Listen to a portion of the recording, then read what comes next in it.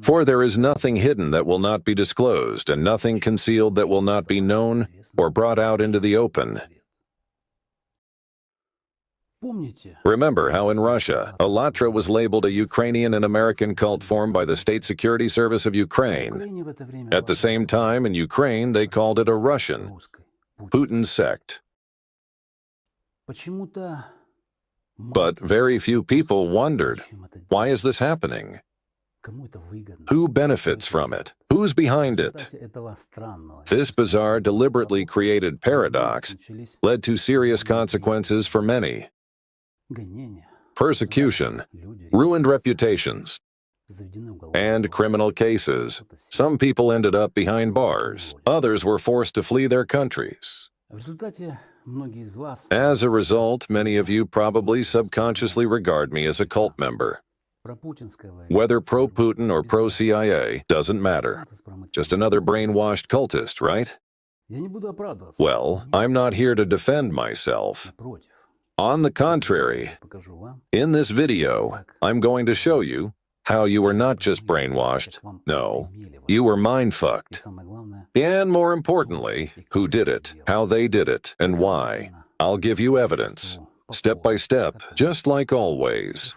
The time has come, and yes, it's also time to help law enforcement agencies and investigative authorities see the full scope of the problem. This series is especially for you. First, I'll give you a bit of background. For those seeing me for the first time, I've been digging into this investigation for over a year and a half. I've already released 23 episodes. And honestly, when I looked closely at these photos, I just couldn't wrap my head around it. How could these bearded dandelions from RACIRS possibly have that kind of hidden power? This level of influence, such sophisticated methods of manipulation and deception, and such brutally effective techniques for controlling public opinion. But yes, they have managed to mess with the minds of the entire Russia. They succeeded in forcing everyone to play by their rules. Only over time, as I kept digging deeper year after year, fact by fact and person by person, the full picture started to come into focus. And certainly, the Impact documentary released last summer really helped. Plus, there are videos featuring Igor Chalakian and Dushan, as well as investigative articles by journalists of the Act Files portal, which are published quite often. Now, this whole picture is starting to come together, thanks to the efforts of people who don't even know each other and live on different sides of the planet. But they get it. They already understand what anti-cultism really is, how sophisticated and destructive it is, and how, throughout history, it has often been a prelude to genocide. It also took me a long time to understand the role anti-cultists have played in trying to destabilize and destroy Ukraine. And not just Ukraine, by the way. Their reach is much broader and much more global. Yet somehow it's all hidden. Although it's in plain sight, it's right there, but nobody notices it.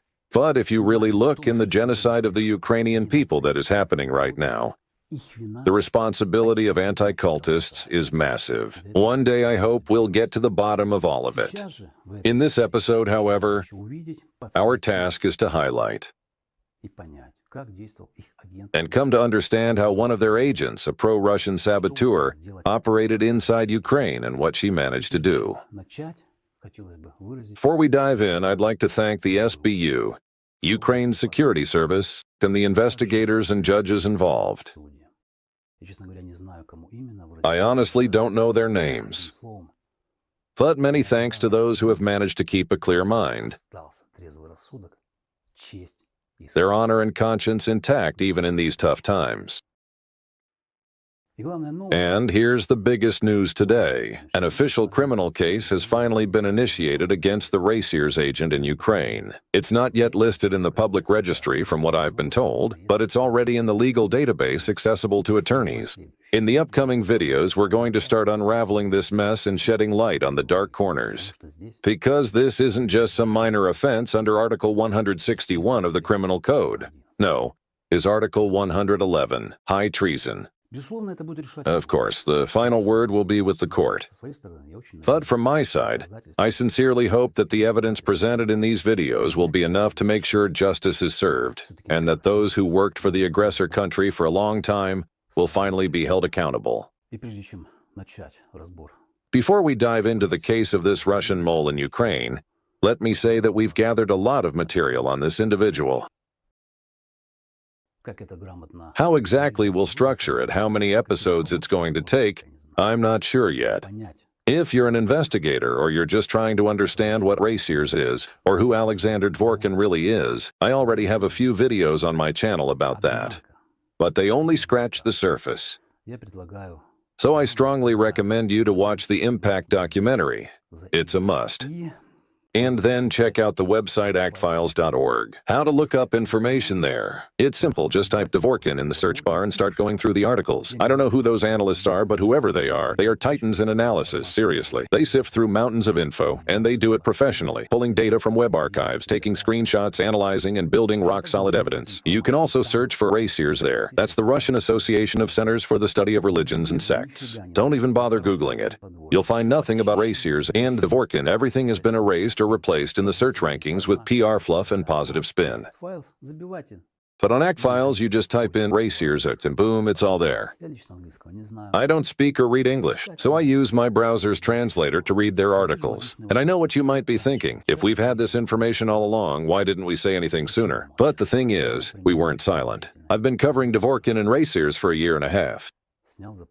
I released 23 episodes already. Meanwhile, in Ukraine, there have been about 70 searches at our participants' homes and offices. And we didn't go public right away for two reasons. Firstly, we didn't want to interfere. And secondly, we didn't want to put anyone in danger. But now, with an official case opened, we finally have the right to speak openly.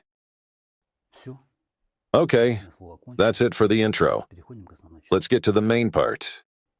Iryna Kremenovska, a covert agent of Russian influence and a key operative within the anti-cult organization RACIRS. For years, she carried out subversive activities on Ukrainian soil in the interests of the aggressor country, Russia. A brief biography. She's a lawyer. In 2014, she moved from occupied Donetsk to Kiev. According to some unconfirmed sources, she had worked in the police in Donetsk. So, our first task is to highlight Iryna Kremenovska's connection to RACIRS, the Russian Association of Centers for the Study of Religions and Sects, and present evidence of this link. After that, we will examine her actions aimed at undermining the national security of Ukraine, specific crimes, and provide corresponding evidence as well. And probably in this episode, we'll touch briefly on many points so as not to drag it out, because it looks like the video will be quite long as it is. We'll go into more detail in the next part. Let's rewind the story a bit. From 2011 to 2018, RACIRS had an official representative in Ukraine. That was the All-Ukrainian Apologetics Center, abbreviated AUAC, or VATs in Ukrainian, under the Orthodox Church of the Moscow Patriarchate, the center named after John Chrysostom. According to some sources, AUAC had about 20 diocesan centers.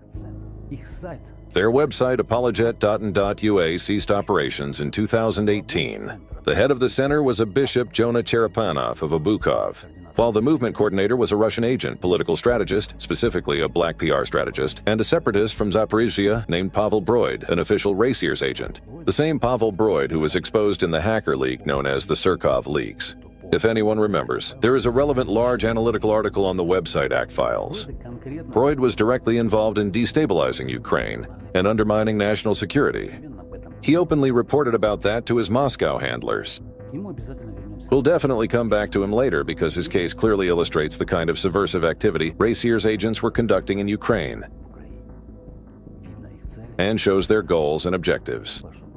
Pavel Broid himself described everything. The website apologet.in.ua has long since been taken down, but on the Facebook group among administrators of the All-Ukrainian Apologetics Center, we find Rogatin, another Russian influence agent who appeared in the Impact documentary. One of the first to spread the idea that Ukraine is afflicted by Satanism, which is linked to Nazism, was Vladimir Rogatin, a corresponding member of the European Federation of Centers of Research and Information on Sectarianism, FSB. By a remarkable coincidence, this individual conducts his activities in Ukraine, while also being an active mouthpiece for Russian anti-cultists. In 2014, he began explaining the cause of the Euromaidan by attributing it to the harmful influence of new religious movements. He added that they were also behind what happened in Ukraine in 2004, namely, the Orange Revolution. Discrimination has reached a qualitatively different level. We must acknowledge that it wasn't just Orthodox Christians and Uniates. There were also neo-pagans, Baptists, and various movements involved in the Maidan protests. This completely aligned with the opinions of FSB Vice President Alexander Dvorkin, who had previously made similar statements. We saw that the first Maidan was driven entirely by neo-Pentecostals, who were the main active forces. The second Maidan had a more complex religious component involving not only cults, but also the Uniate Church, which belongs to the Roman Catholic Church. However, Ukrainian Uniates are a special case, and in many ways, in general, they have, you could say, a cultist mindset as well. Well, there were also neo-pagans and Scientologists, too.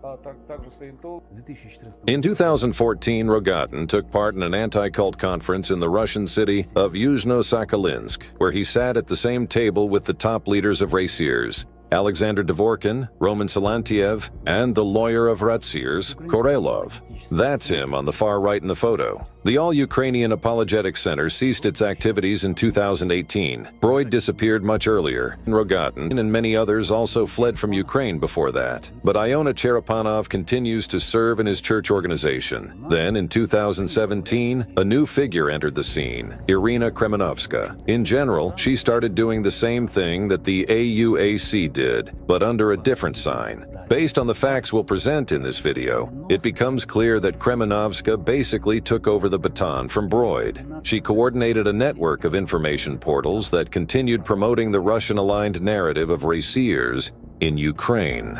Let's list them.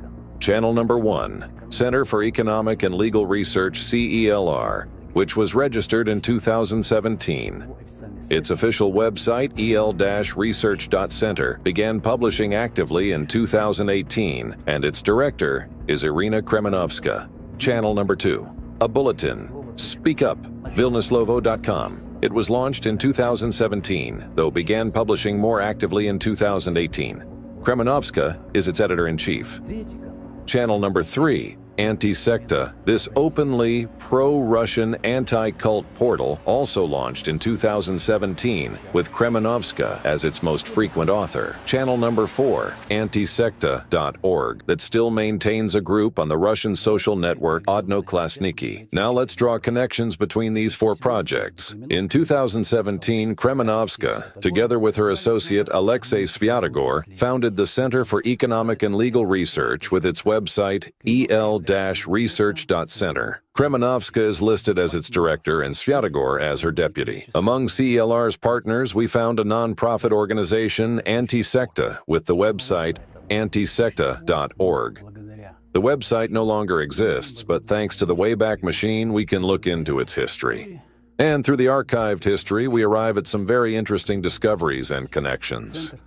The Center for Economic and Legal Research, CELR, is the founding organization behind the website Speak Up, vilnislovo.com. On the 2019 version of vilnislovo.com, CELR is explicitly listed as the founder. However, in the 2020 version, this mention disappears. In addition, until 2023, on the website Speak Up, it was indicated that Iryna Kremenovska is its editor-in-chief. This suggests that the website's main content was published under her supervision and with her approval. From 2023 onward, the formal editor-in-chief is listed as Raymond Kalambe, one of the website contributors. But here's the most surprising part. Raymond Kalambe is currently serving a prison sentence.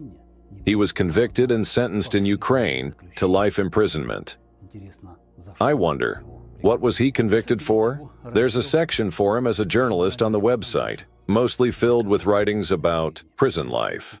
Alexei Svyatogor, Kremenovska's deputy, mentions in one of his articles that Kalambe has already spent over 20 years behind bars. So how could someone like that man become the editor-in-chief of Speak Up? What does he lose, right? He's already serving life. By the end of this video, once you see Kremenovska and Sviatogor in person, you will understand how something like this could happen. Let's continue. It's also worth noting that the domain vilnuslovo.com was registered in Iryna Kremenovska's name. All three projects are deeply intertwined. On the website Vilnuslovo, there were news feeds from ELRC, Anti-Secta and CELAR. There was even an anti-secta banner displayed. This all seems fairly straightforward, especially considering that Kremenovska publicly presented herself as an active anti-cult advocate. She even compiled and posted a blacklist of cults and sects on her website, vilnuslovo.com, which is a typical ambitious move characteristic of followers of anti-cult ideology. Let me remind you that similar blacklists were compiled by Walter Kunneth in Nazi Germany, Alexander Dvorkin in Russia on his website iryny.ru, and his follower Konstantin Putnik from the Chelyabinsk branch of RACIRS. We have a separate episode dedicated to the latter. This former bread factory loader stood out by going as far as to blacklist academicians, one of whom was even a Nobel Prize winner. Now comes a more intriguing part where we will uncover Iryna Kremenovska's link to the Russian association RACIRS. An article published on CELR website quoted, word for word, a passage from the website of Alexander Dvorkin, that is the Center for Religious Studies in the name of Irenaeus of Lyons, iryny.ru, which outrightly supports an anti-Ukrainian stance and operates in the interests of the Russian Orthodox Church, the Moscow Patriarchate. Here's the quote, "Critical thinking is an essential trait of a free person. Let's not give up our freedom so easily." The exact same phrase appeared on Kremenovska's website, just translated into Ukrainian, identical in wording. In 2018, the Sailor website announced the launch of a long-term joint project called Svobodny Razum, Free Mind, in collaboration with Anti-Secta. Ukrainian citizens were encouraged to seek help from Anti-Secta and visit their website, antisecta.org. And here are her own words. Let's listen to Kremenovska's direct appeal to Anti-Secta. And besides our publication's website, there's also Anti-Secta. You can download the electronic version of the book on the Anti-Secta website. I will leave the link for you in the description of this video. Go to the page and there is a download button.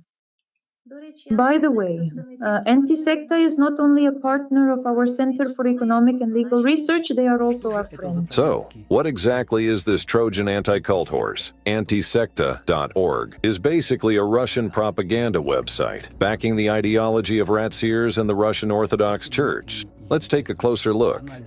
If you analyze the content and structure of the website, it's pretty obvious that this project is basically a rebirth of the All-Ukrainian Apologetic Center, named after John Chrysostom, which used to be the official representative entity of RACIRS in Ukraine before it was shut down in 2018. That center was run by a now-exposed Russian agent, Pavel Broid. I'll delve into his story in upcoming episodes. It definitely needs more public exposure. On antisecta.org, we can see quotes by Alexander Dvorkin, and even excerpts from his own website, iryny.ru. In brief, it's a direct ideological and methodological continuation of RACIRS. But what's most interesting here is the Partners section, titled Fighters Against Sects. A real gem, as they would say in Odessa. Let's take a closer look because now we're getting into hard evidence. First up, Viktor Yolkin, a member of the pro-Russian radical party called Latvian Russian Union and led by the well-known Russian propagandist Andrei Mamykin. In 2014, Yolkin openly supported Russia's aggression. Here's a quote from him attacking Ukraine. Yolkin is the head of the anti-cult movement in Latvia and a member of an international anti-cult organization where from 2009 to 2021, Alexander Dvorkin served as vice president. And here are the photos. Look like he's high, Dvorkin and Yolkin standing together. If you listen closely to what Yolkin says, you will quickly realize that he's just a parrot repeating RACIRS's anti-cult jargon word for word. By the way, actfiles.org has 2 solid articles about the Russian anti-cult presence in Latvia. Let me share a quick note from them. In 2018, Yolkin and a guy named Nikiforov organized an international FECRIS conference in Riga, where a bunch of anti-cult leaders from around the world showed up. All right, now let's hear exactly what Viktor Yolkin had to say. Quote, First of all, it is necessary to introduce the concept totalitarian sect into our legislation. Heads up. That's exactly what Pavel Broid and Iryna Kremenovska were promoting in Ukraine. Let's keep reading. An interdepartmental commission of experts must be established because some sects and cults are registered as public organizations. We need to tighten control over their goals and objectives in the law on public organizations. We call on all politicians to publicly declare their views and intentions, says Yolkin. Makes you wonder, are those even his own words?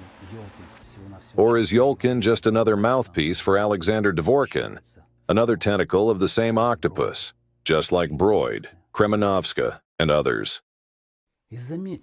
And note, this is already starting to look like a strategy to infiltrate government systems in other countries with RACIRS agents. What do anti-cultists actually need this for? Let me take a quick detour here. The answer might be obvious. If Dvorkin succeeded in Russia, why not try to spread the anti-cult influence worldwide using this kind of covert strategy? If you pay attention to what RACIRS members say, you'll notice they all sound like they are reading from the same script. Their actions are almost identical too, like they're following a single manual. But here's the big question. Who is the mastermind behind that manual? Back in 2009, RACIRS took the lead of the Expert Council on Religious Evaluation under the Russian Ministry of Justice, and it was from that moment that Russia started slipping away from democracy towards a repressive, totalitarian regime. That Expert Council basically became the gatekeeper for all religious life in Russia, while the Minister of Justice, Alexander Konovalov, who, by the way, was Alexander Dvorkin's student at St. Tikhon's Orthodox University, not only put Dvorkin in charge, but also let him bring his own people, hardcore anti-cult operatives from RACIRS, into that council. Moreover, Konovalov unexpectedly expanded the powers of that very expert council. Just think about this. An anti-cult council, led by a man who had a psychiatric diagnosis in his youth, was made the chief inquisitor of Russia, and the council was allowed to investigate activities, teachings, literature, and even religious rituals of registered religious organizations. The council was authorized to verify information, assess its accuracy, and, attention, even give recommendations to the Ministry of Justice. So basically, this so-called advisory body became a watchdog with real teeth. It had the power to influence government policy. Let me spell it out even more clearly. A man with a manic obsession to label anyone he doesn't like as a cultist or sectarian, anyone who isn't Orthodox Christian, and then destroy them, lock them up, and erase them, just like we're seeing today with Jehovah's Witnesses and many others.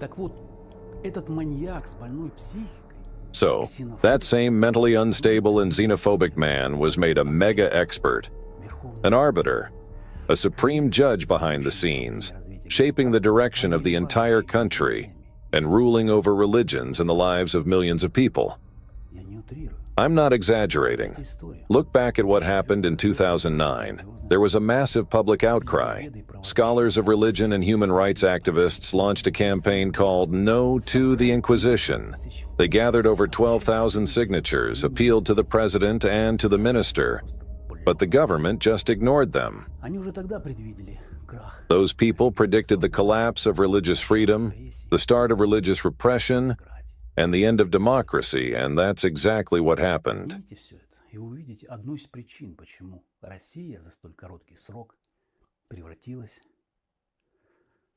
Go look it up. You'll see one of the key reasons why Russia so quickly turned into what's now becoming the foundation for the Fourth Reich. And since Dvorkin succeeded in this in one country, and no one even realized how, then why not try the same scenario in other countries? Sorry for the side note, but without it you cannot really understand who Dvorkin is what RACIRS is, and what it means when they gain power over people's minds. They have actually changed the laws to serve their own goals. They have trampled their own constitution and shoved it where the sun doesn't shine. They have twisted Orthodox Christianity beyond recognition. They have thoroughly brainwashed the population. But that's a whole big topic in itself. Let's go back to Iryna Kremenovska. Latvia and Ukraine, Yolkin, Broid, and Kremenovska. What do you think of such an infiltration strategy? They spark anti-cult hysteria through mass media, stir up fear, and then start slipping into political circles, even into law enforcement. They push for interdepartmental commissions to fight sects and cults, grant themselves special powers, and change laws. In the end, they position themselves as scientific experts, mega experts, controlling religious and civic organizations from behind the scenes, all the while covertly carrying out the agenda of Alexander Dvorkin or the Russian Orthodox Church, the Moscow Patriarchate, destabilizing a country from within. Sounds far-fetched? It's actually quite real. All right, let's keep going. Another partner, Anti-Sect, the anti-cult website created by students and alumni of the Moscow Institute of Physics and Technology, MIPT. By the way, this institute is involved in developing and manufacturing military tech that Russia is currently using against Ukraine. In 2021, the United States imposed sanctions on MIPT. It's in a BBC article, by the way. There's a lot that could be said about this institute. They develop munitions, conduct military research, and so on. Maybe that seems off topic, but still worth noting. Now let's look at anti-sect's partners. There's the well-known Russian anti-cultist Yevgeny Volkov, Dvorkin's website irini.ru, Radonej Radio, and others. Next up, another partner, CELR, the Center for Economic and Legal Research, headed by Iryna Kremenovska. What exactly did the center do? Its stated goal was to develop legal frameworks for countering totalitarian organizations and destructive cults in Ukraine, promote changes and amendments to Ukraine's legislation. Exactly what I just talked about, right there in black and white. This kind of phrasing is a dead giveaway, a classic marker of organizations operating under RACIRS' coordination, and it carries a serious threat not just to democracy in Ukraine, but in every country across the world. Russia's experience, Dvorkin's so-called expert council, is a textbook case of how these kinds of legal initiatives become tools for repressive control over civil society. The key mechanism behind any anti-cult legislation is always the same. Set up an expert council. And suddenly you've got a group with virtually unchecked power to decide which organizations or groups of citizens are labeled destructive or totalitarian. Giving that much authority to a single body creates a dangerous hole in a country's security system. It becomes an open door for influence, especially Russian influence, because they will use it to push their own interests through those councils, which can have major consequences for national security. In my opinion, this is quite obvious.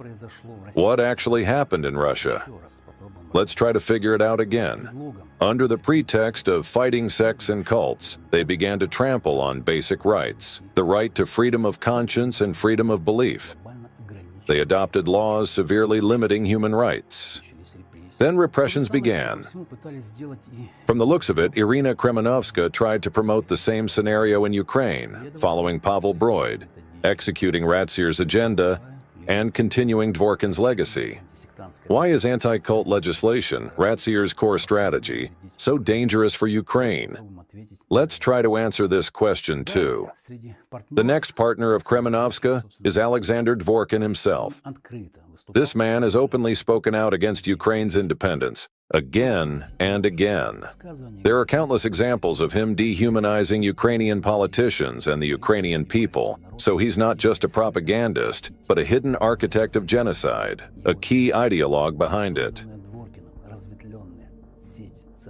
The vast network of RACIRS centers Dvorkin created, strategically placed under missionary departments of the Moscow Patriarchate, is basically an FSB-linked intelligence network that carries out strategic objectives of Russian special services within Russia and beyond. Our next partner is the Center for Religious Studies in the name of Irenaeus of Lyons, founded by none other than Alexander Dvorkin in 1993. He is still in charge today, never stepping down. The information published on Dvorkin's website, Iryna.ru, forms an ideological backbone for the entire RACIRS network. Every group and every individual under their influence echoes the same narrative. There are a lot of them, and trust me, you won't find a full list on Google. Another partner is the information portal anti-Secta.ru, run by Russian Orthodox priest and RACIRS member Alexander Kuzmin. This website literally copies and pastes the rhetoric of the Center for Religious Studies in the name of Irynaeus of Lyons, including content openly aimed at undermining Ukraine's sovereignty and national security, all in favor of promoting the dominance of the Moscow Patriarchate, the Russian Orthodox Church. Officially, Alexander Kuzmin is RACIRS' executive secretary. The next partner is Ukrsekta.info, or Sectarian Ukraine, a propaganda website created by RACIRS' agent Pavel Broid. It's a straight-up Russian disinformation weapon, again tied to Dvorkin. Back in 2014, this website was cheerleading Russia's military aggression, spreading lies about the Ukrainian armed forces, and aggressively campaigning against Ukraine's religious independence.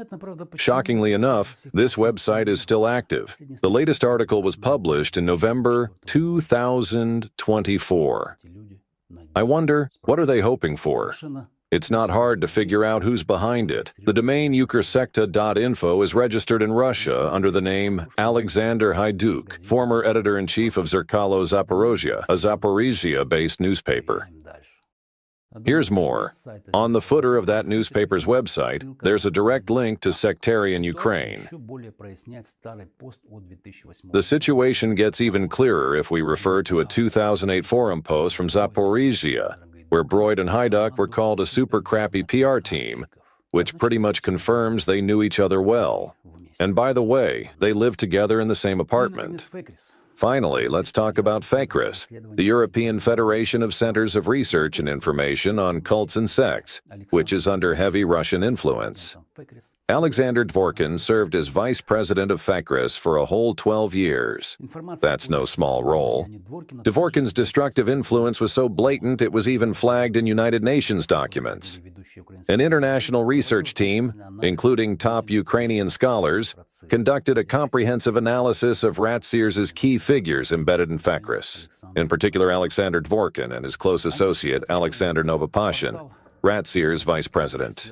The web portal antisecta.org has been copy-pasting content from Iryna Kremenovska's personal website, Vilnislovo. Notably, Kremenovska has been the most frequent author on that portal, where materials are word for word aligned with RACIRS' narratives. Kremenovska's dominance on the portal clearly indicates that she influenced the editorial line of this pro-Russian resource. Now, the cherry on top. The antisecta.org group on Russian social media Odnoklasniki. The group is called Anti-Sect, Orthodox Faith. The website's URL is right there in the group description. The group page contains videos and articles that openly support the Russian Orthodox Church and the Russian patriotic movement, and even include birthday greetings to Vladimir Putin.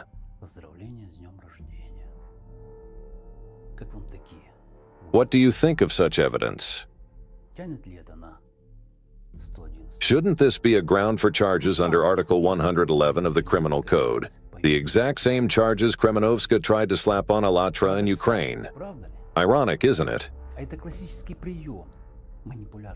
That's Dvorkin's classic trick. Accuse others of exactly what you're guilty of. Please, memorize this trick.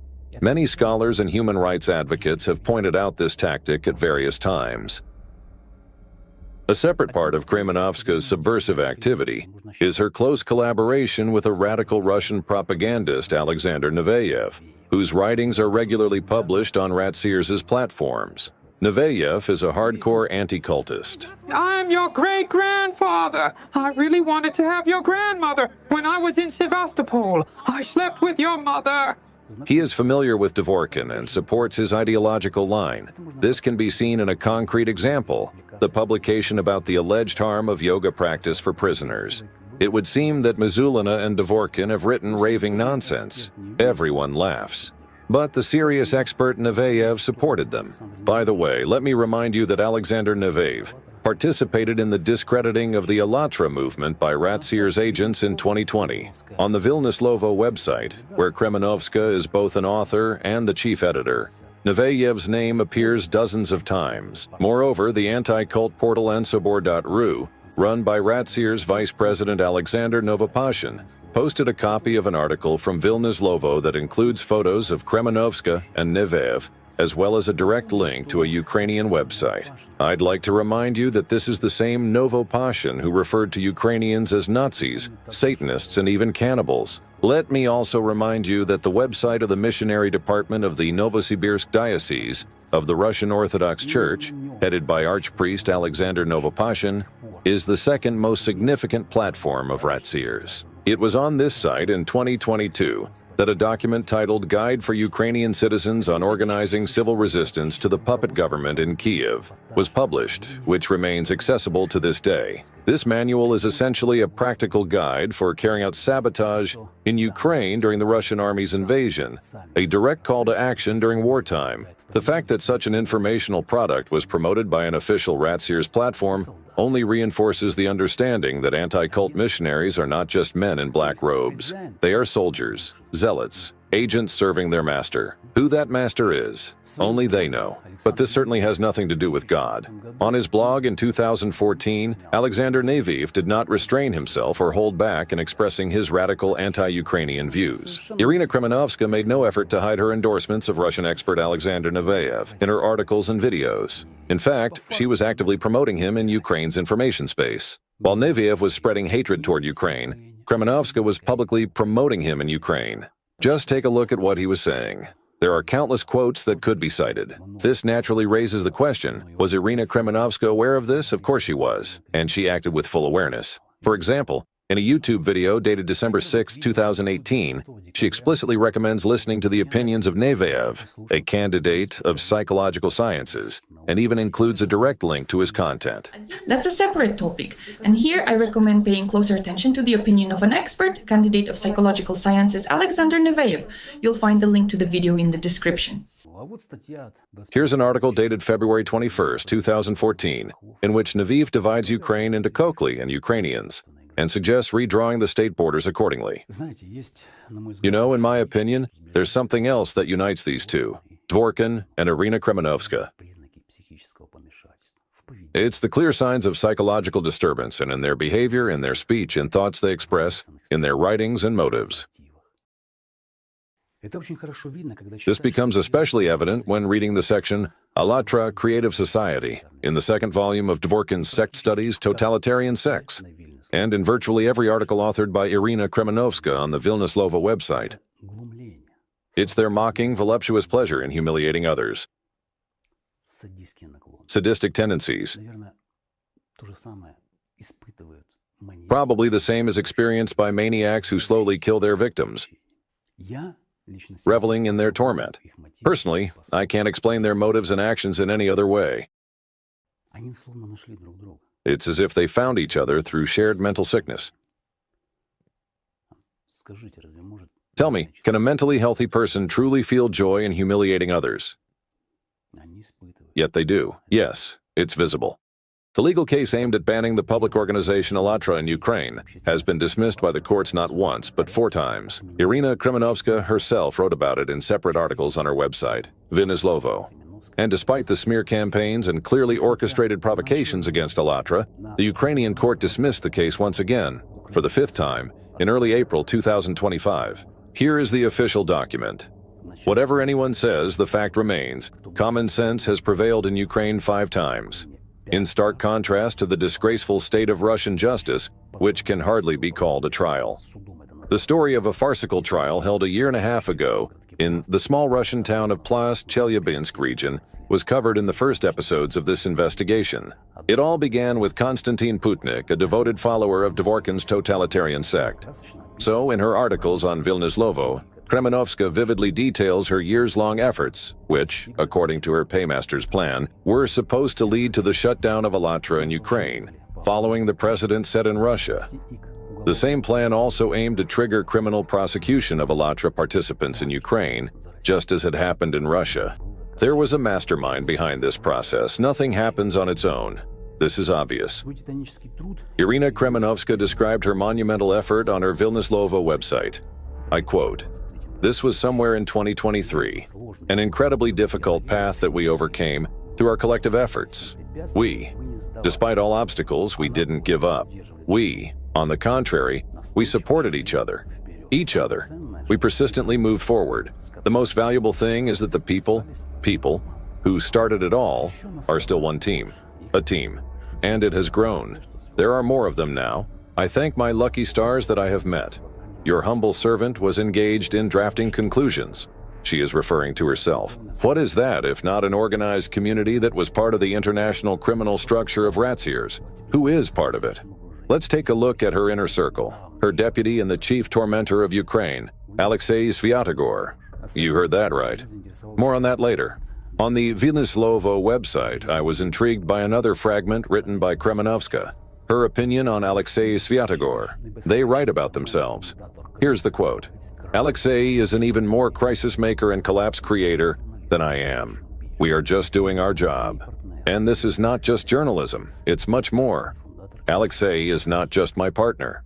He is the architect of crises and the relentless founder of other people's downfalls. This work is something more than journalism." One question keeps spinning in my head. What in reality were these two actually doing? This is also a question for the investigation. Look further. For 8 years, she kept pestering investigators, the SBU, the prosecution, and the courts, as if they had nothing else to do. And here's the result.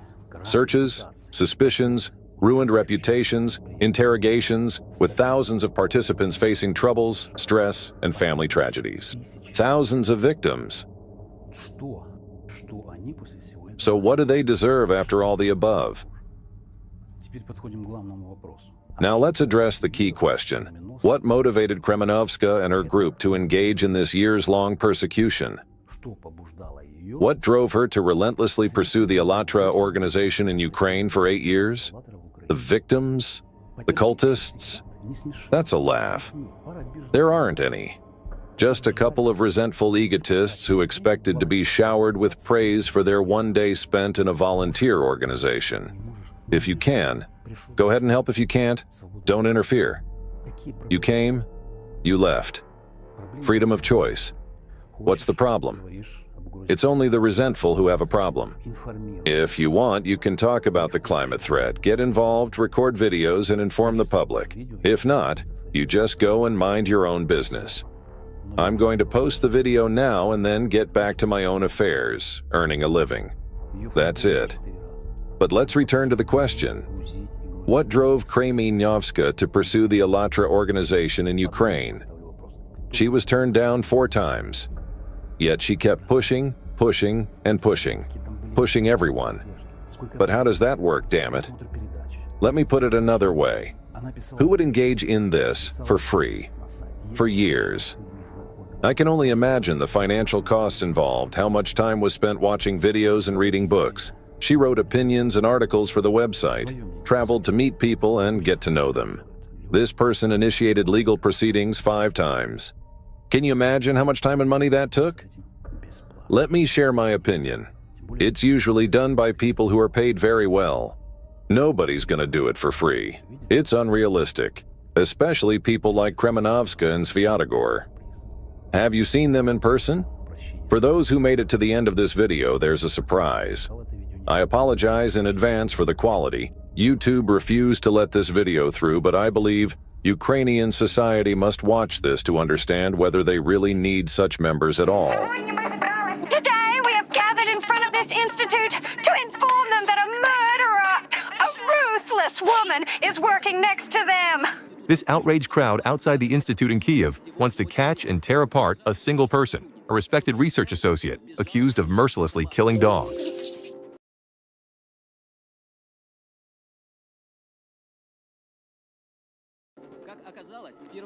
As it turned out, by the 1st of September in Irpin, dog hunters announced a cynical act. They began killing all dogs on the streets without distinction or rest. The life of the entire town turned into a sheer nightmare. I don't know how anyone can watch this. It's traumatizing. What does a child feel in such a situation? I think at least 100 dogs died over the past week or so. 5, 7, 10 dogs that... However, Iryna herself, who is blamed for the deaths of all these dogs, does not consider herself a cruel person.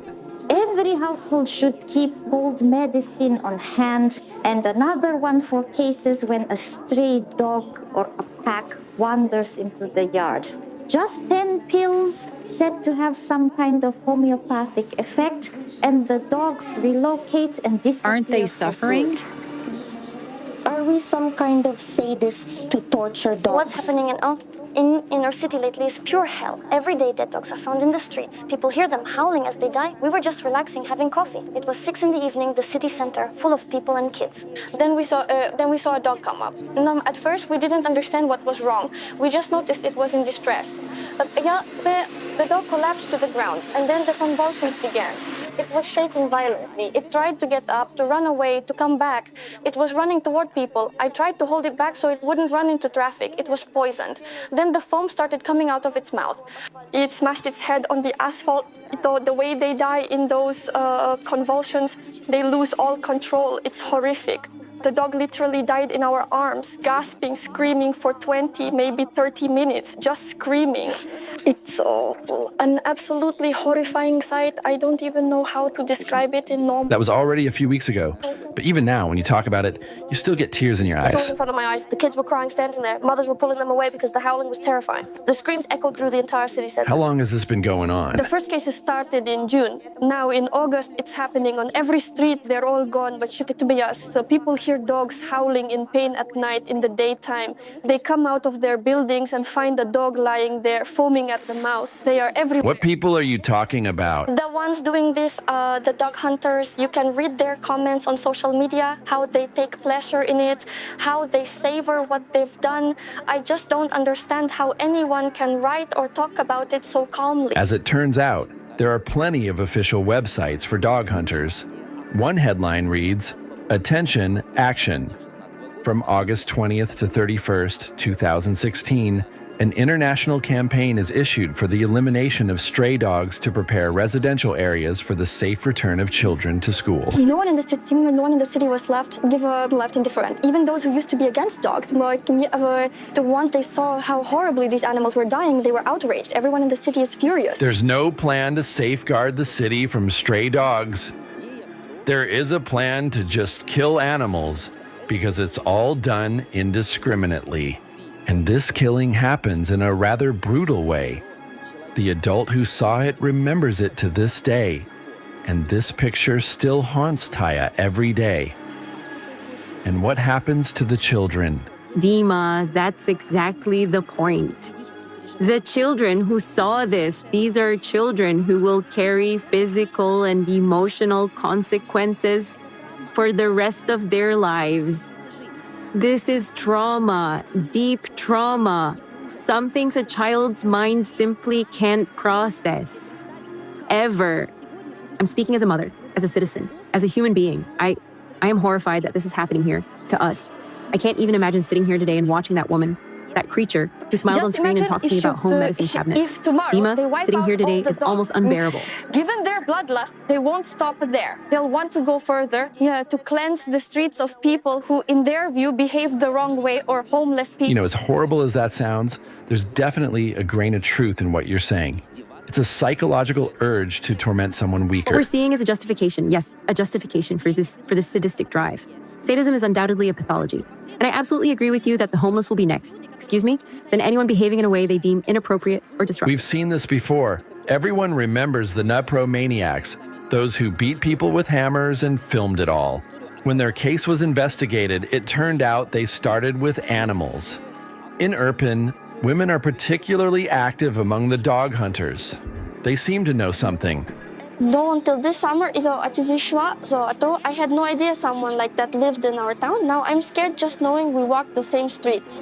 If someone is capable of this, all it takes is something snaps in their head. This woman, the one who could snap at any moment, is a lawyer. She works at a Kyiv university, and is writing a dissertation.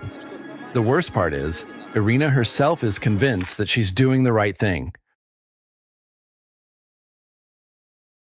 Iryna Kremenovska, welcome. Good day.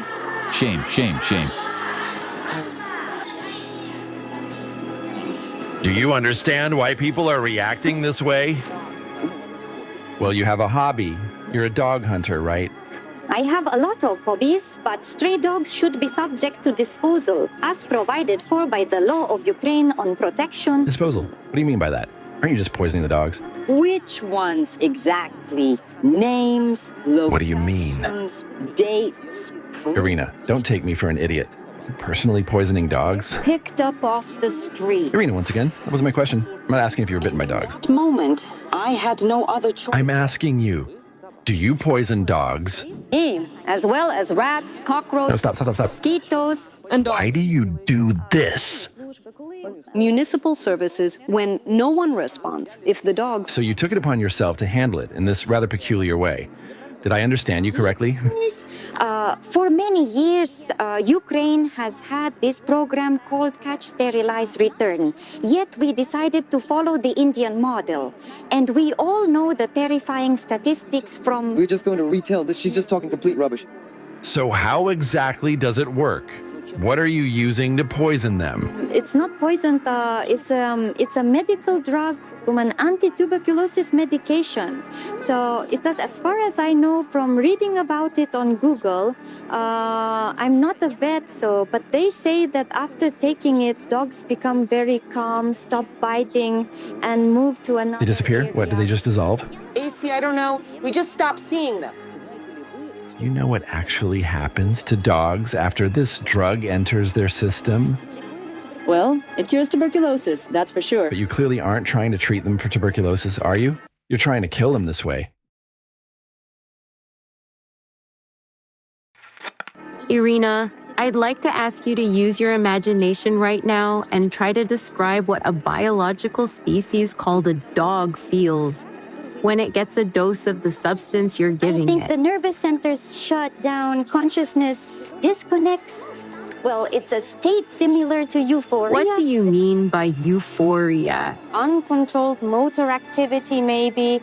After all, the packs disappear. They really do scatter. You mentioned the nervous system. Tell me, do you think this biological species experiences something like pain? Absolutely all living beings feel pain. Yes, including farm animals, which we all consume. Chickens, for example. Wait a minute. I heard you. Let's not get off track. The point of the question is different. If an animal is terminally ill, it is taken to a veterinary clinic where it is euthanized. Humane, right? It doesn't have what you called Euphoria. Euphoric convulsions. Yes. Why not? In veterinary clinics, the drugs used for humane euthanasia of animals have a similar effect to... No, that's not true. That's a lie. Some people say that when this drug enters the dog's body, the dog just falls asleep. That's not true. The dog suffers a lot. Loss of consciousness, disrupted motor coordination, blocked respiratory center, seizures, increased blood pressure. Sometimes their eyeballs even... I've never seen such cases where a dog was... Let me show you so you can see. Street. But promise me you'll watch this video until the end, okay? Does that look like euphoria? No, what you see here is definitely not what happens in a vet's office when they have to euthanize a sick animal, right? I've never observed a vet killing an animal. I haven't had the experience. But you've observed your own actions, right? How is the dog moving? Why not? You should make sure the drug actually got to the dog. What if a cat ate it? Or a child? The child couldn't possibly pick it up because the dog is fed the drug strictly by hand, directly into the dog's mouth. So you personally hand feed the dog the drug? Stray dog. Yes, personally by your hand? Only this way. This woman is hand-feeding the poison to dogs that don't even pose a threat. Unexpected twist. Well, never mind. I've seen many times how people on the street feed something to dogs. So you have to understand that the feeding area is the dog's territory.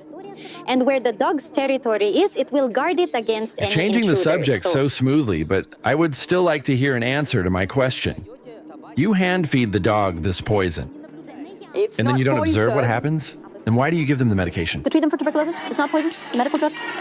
To treat them for tuberculosis, it's not poison, it's a medical drug. And have you diagnosed them? All stray dogs, What, have tuberculosis? they spread a whole range of dangerous diseases. Look, you just said you don't observe what happens to the dog afterward, but I don't understand.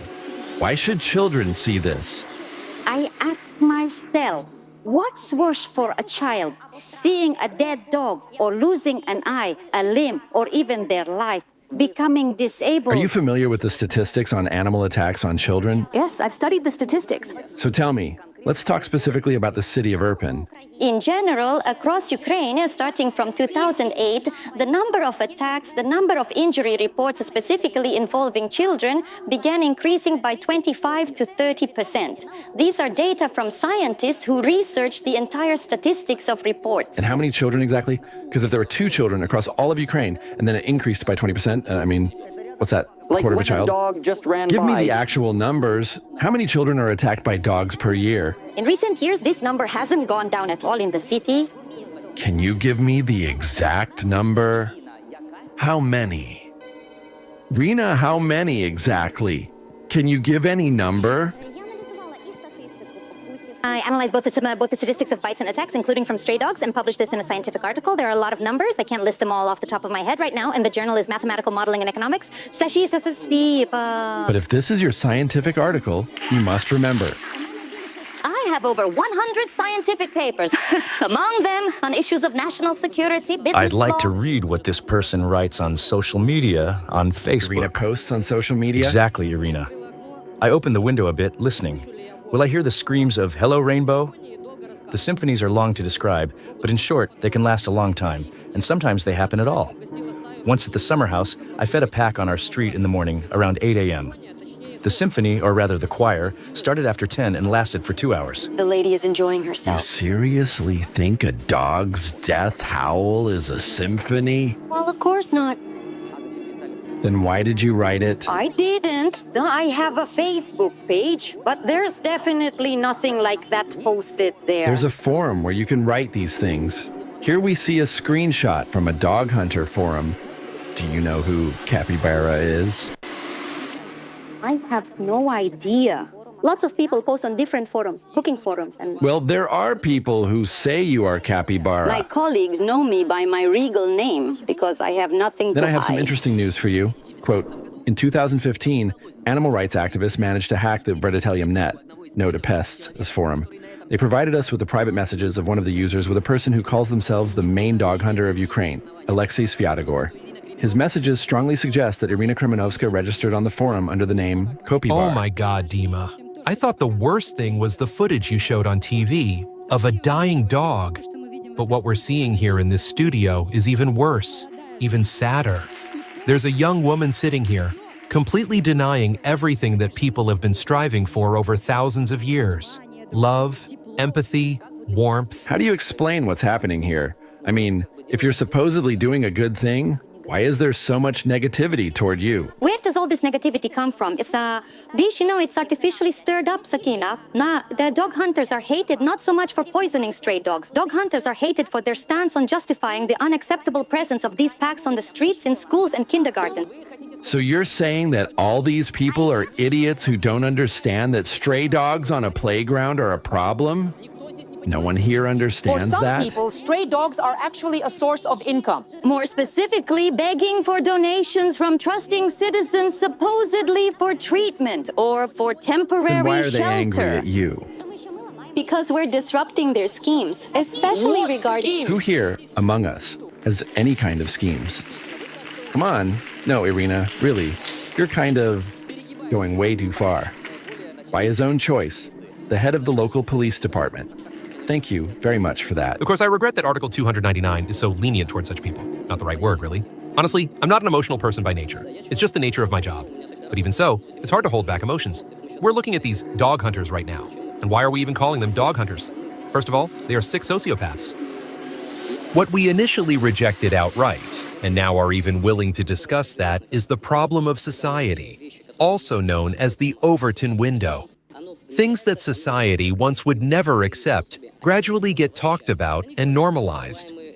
And these sick critters, they're proud of it. They talk about it, they become recognized. This is a real problem. I mean, we're already calling them dog hunters, right? What kind of hunters are they? They're animal abusers, sadists, sociopaths. And that's the truth. These people are getting massive attention. They get satisfaction from the suffering, a sadistic satisfaction, almost sexual in nature. The country's #1 animal abuser, Alexei Svyatogor. Good afternoon.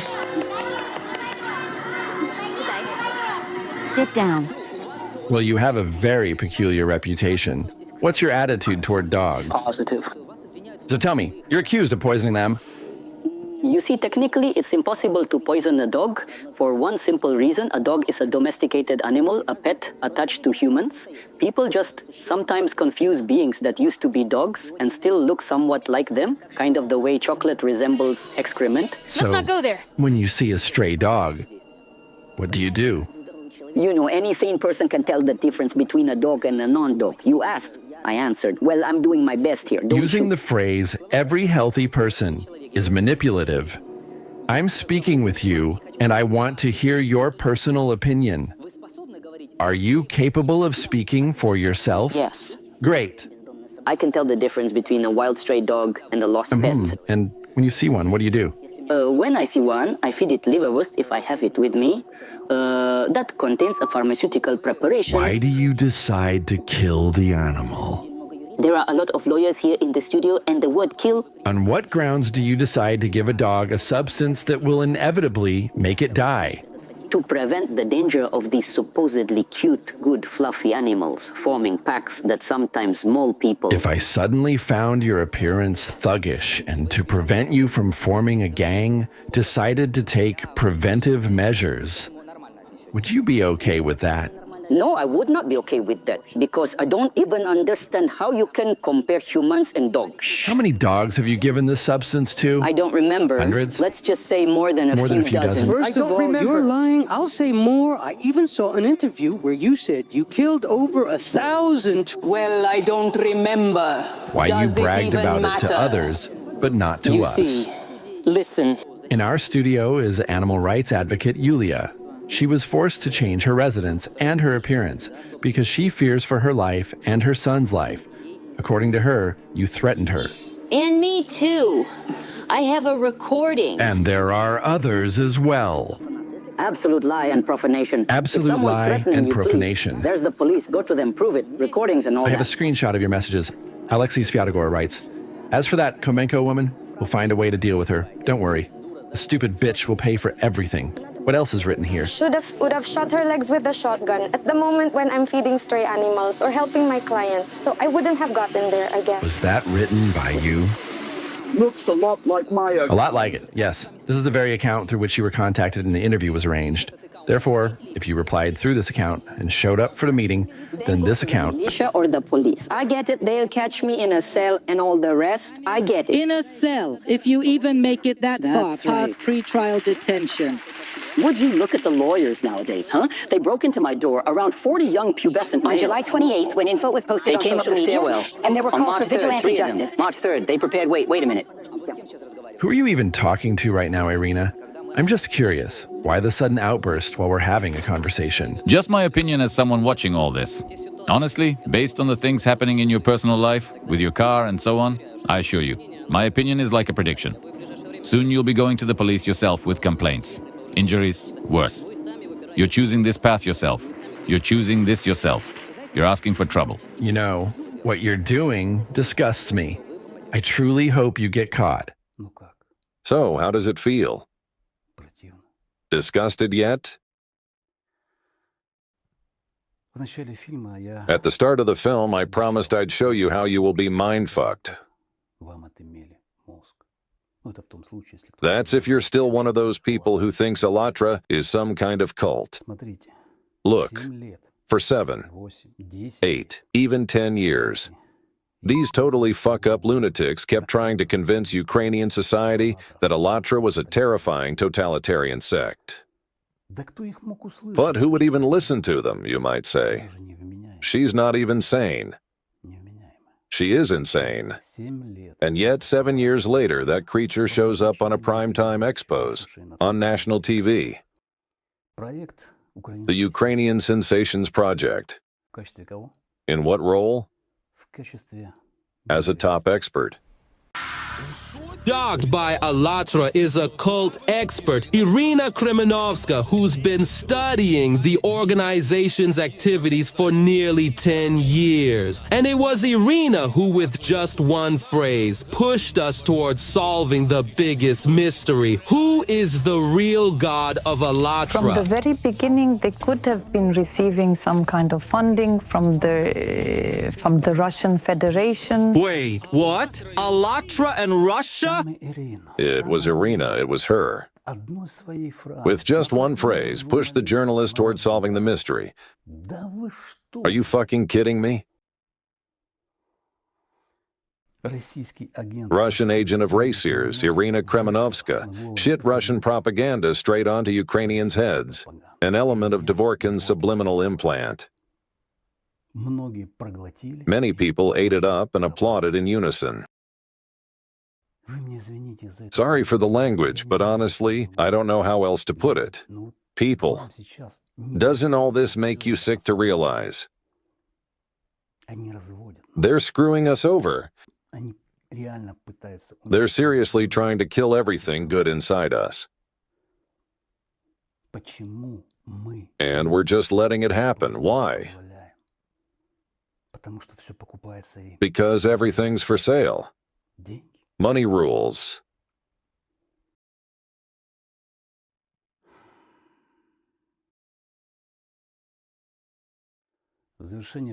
To wrap this up, I want to show a clip from Igor Chalakian's video, Siberia Who Stands to Gain by Wiping Out Half the Planet. It adds to the topic and explains it even more clearly. And this is what is particularly crucial. Dvorkin's cult and its global operatives are actually easy to identify.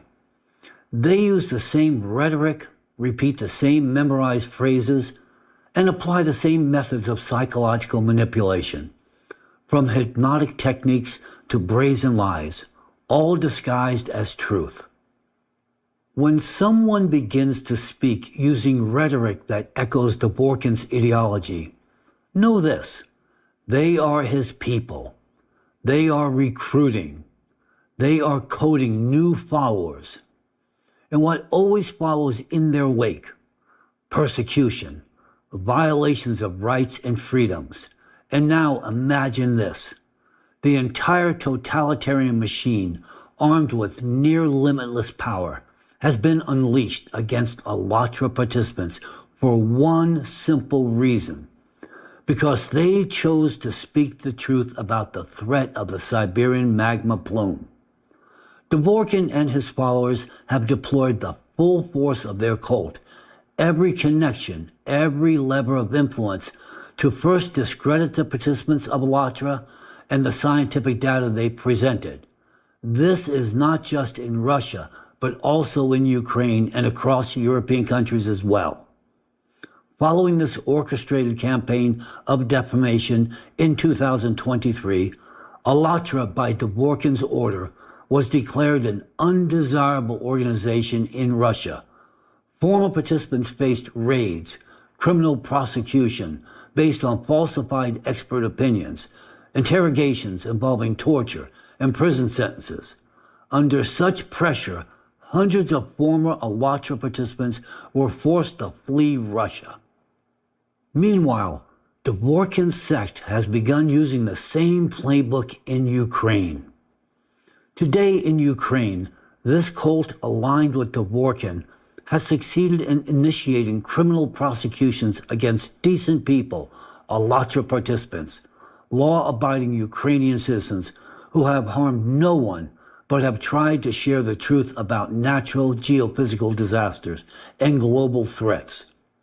These individuals are now being targeted as defendants in fabricated criminal cases orchestrated by Dvorkin's cultists.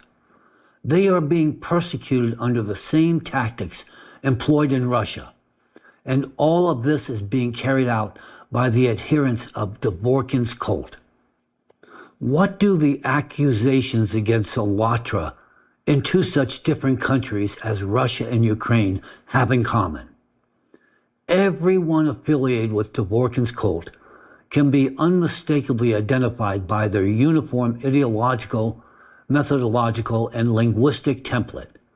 They rely on the same aggressively persistent techniques of manipulation and suppression. And once you recognize their signature, it becomes clear that the defamatory narratives forming the basis of the accusations against the Alatra movement, both in Russia and in Ukraine, are identical. They literally mirror each other. This cannot be a coincidence. It is the mark of a single, centralized source, the hand of Dvorkin's cultists. The same individuals who fabricated charges against Alatra participants in Russia continued their work in Ukraine and are now driving the same slanderous campaign rhetoric across Europe. The same narrative of defamation, the same tactics, the same methods long practiced by Dvorkin and his followers. And right now, those very methods are being deployed against Alatra in Ukraine. And we can see this clearly from America. So the question must be asked, are the responsible agencies in Ukraine genuinely unaware of this, or do they simply choose not to see it? I have recently received reliable information that certain members of the Security Service of Ukraine, SBU, and the Office of the Prosecutor General of Ukraine are aware that the primary instigator behind the persecution of Alatra volunteers in Ukraine is an agent of the Russian RACIRS organization. So I ask only one logical and inevitable question. How is it possible that no criminal investigation has been opened against this agent of the Russian RACIRS? Isn't it obvious that the same case this agent initiated against Alatra participants in Ukraine contains accusations manifestly similar to those same trumped-up criminal charges pursued in Russia, down to the very finest details? It should be vividly clear to any judge, investigator, or legal expert that the case against Alatra participants in Ukraine is entirely fabricated and scripted by Dvorkin himself. Why is it that we, here in America, can clearly see these manipulations by Dvorkin's cultists taking place in Ukraine, but you, in your own country, do not? I am speaking directly to the Ukrainian intelligence services, members of the Verkhovna Rada, the country's leadership, and President Zelensky himself. Why is this agent of Dvorkin, known for his years-long harassment of the Alatra movement at the directive of RACIRS, still not under investigative oversight? Why is he still the primary complainant in a case built entirely on his own subjective judgments? This follower of Dvorkin has publicly admitted to targeting Alatra for more than 5 years. Moreover, his rhetoric and ideology are a direct copy of the doctrines of Dvorkin's totalitarian cult. And the case he initiated against Alatra participants contains accusations that are identical to those used in Russia, down to the very finest details. Is that not enough to recognize the influence of a hidden force within Ukraine's investigative and security institutions? Do you honestly not know who this person is? Or are you simply pretending not to? Furthermore, it is clear to any judge, investigator, or legal expert that the case against the Alatra participants in Ukraine is entirely fabricated. Does this not indicate that a hidden force, a Russian parallel power structure, is now operating behind the Ukrainian government, steadily expanding its influence in Ukraine, using the very same methodology it once employed in Russia? In Russia, it has already seized enormous influence, and now in Ukraine, it is moving along the same path.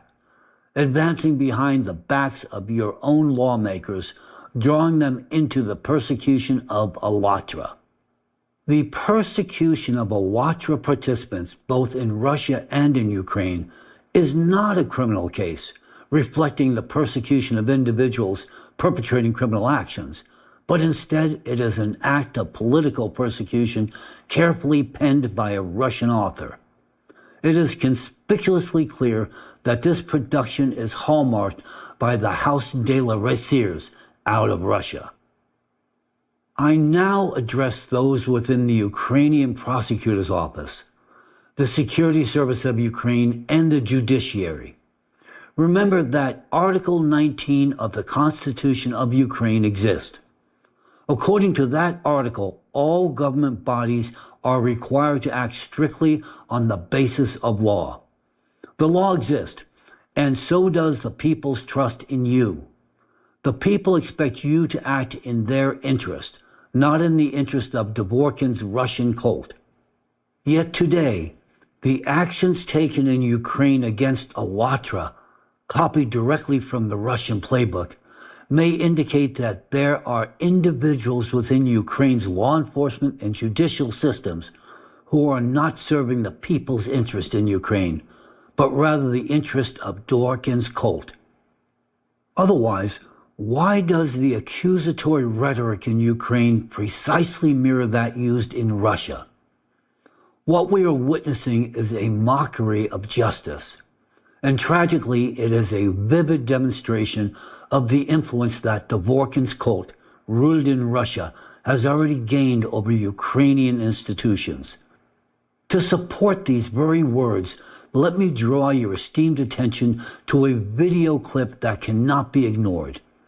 In it, Alexander Dvorkin himself admits personally that he has agents operating inside Ukraine with whom he secretly maintains direct communication right now in the midst of a military conflict. These are not rumors or speculations. These are his own words, a direct quote. Father Alexander Kuzmin, as Executive Secretary, can you tell us how many centers and members RACIRS currently has, and how do they coordinate with each other? Well, most dioceses have missionary or catechetical departments within their structure, and most of the dioceses, as far as I know, are part of RACIRS. It even includes some centers in Belarus and also on the territory of Ukraine, yes? There are, and in Kazakhstan. Yes, it used to be on the territory of Ukraine. Unfortunately unfortunately, the contacts have been cut off. I mean, I still have personal contacts, with a few people who are now in Ukraine and with whom I maintain friendly relations and a strong mutual understanding.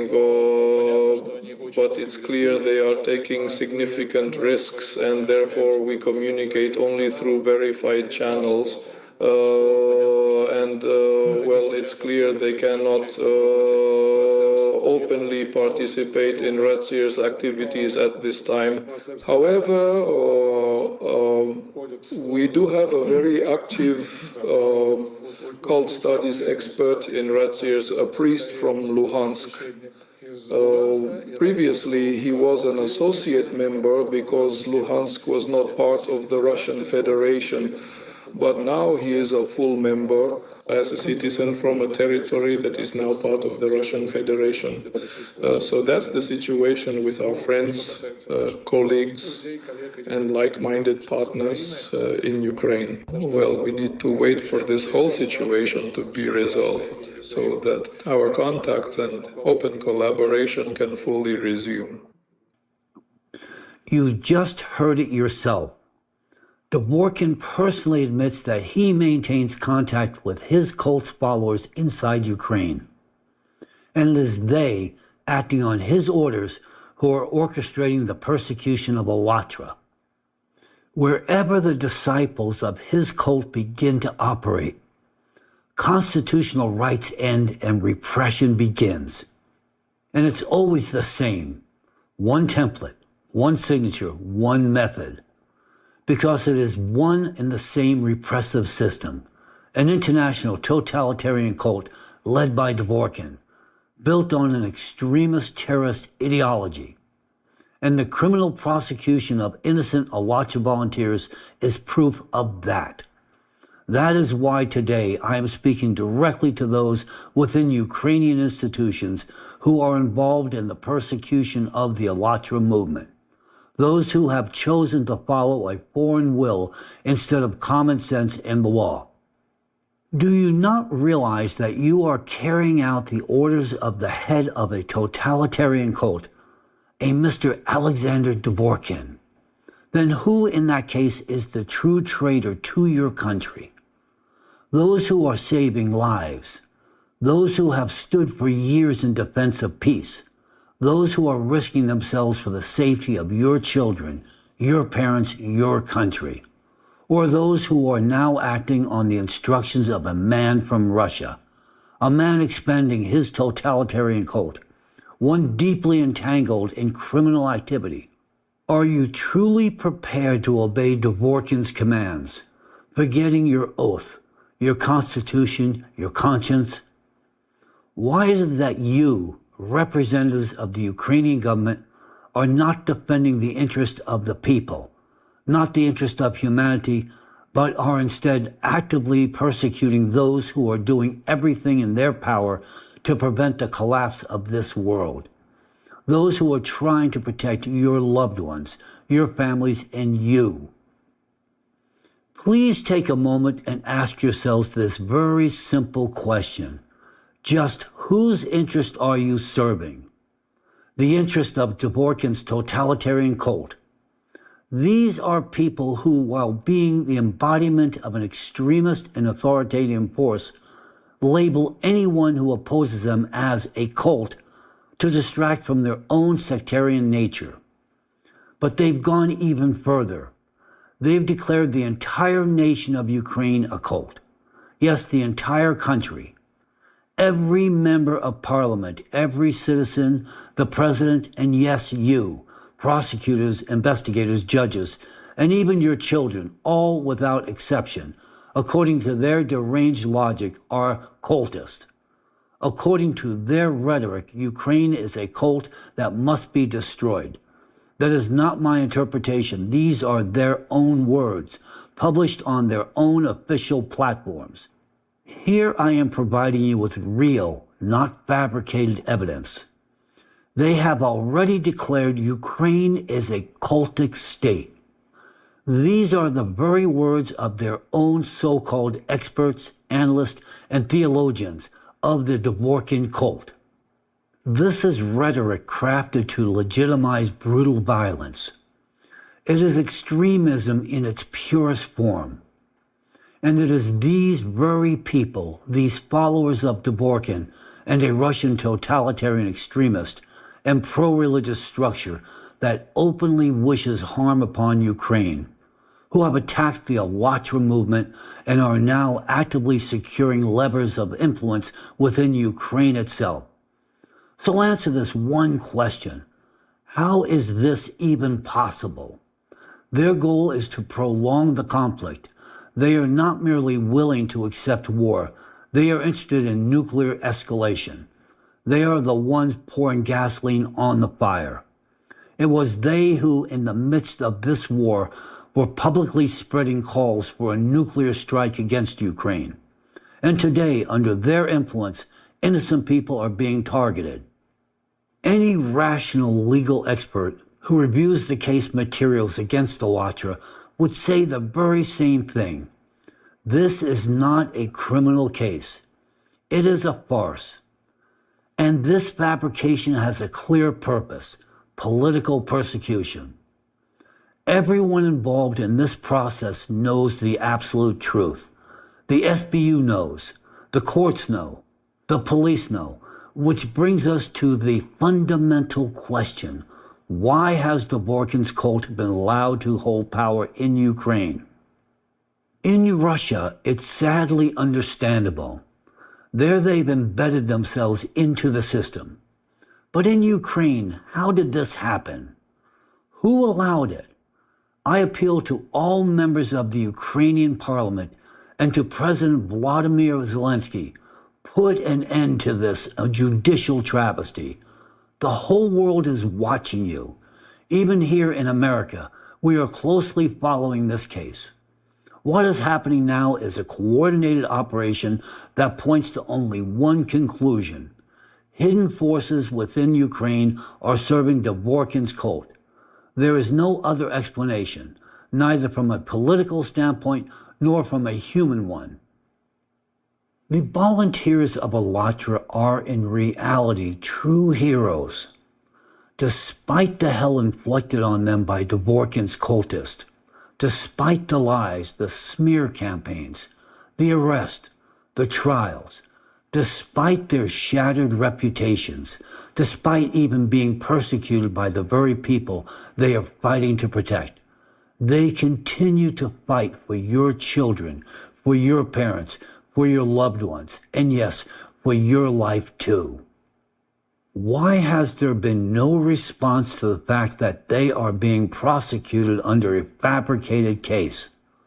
Why is it that someone, a follower of Dvorkin, acting in the interest of RACIRS, someone who has slandered true heroes, not only heroes of Ukraine, but of the entire world, still holds such influence over your institutions, over your SBU, your police, your prosecutors, your courts? Why?